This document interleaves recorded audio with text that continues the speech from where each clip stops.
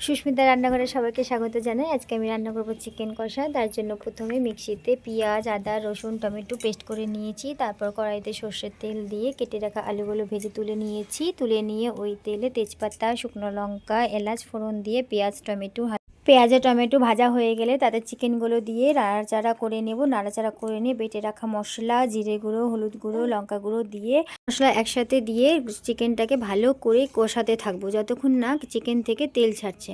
Chicken ভালো করে কষানো হয়ে গেলে তারপর তাতে ভিজিয়ে রাখা কস্তুরি মেথি আর ভেজে রাখা আলু দিয়ে আবারও কিছুক্ষণ কষিয়ে নেব।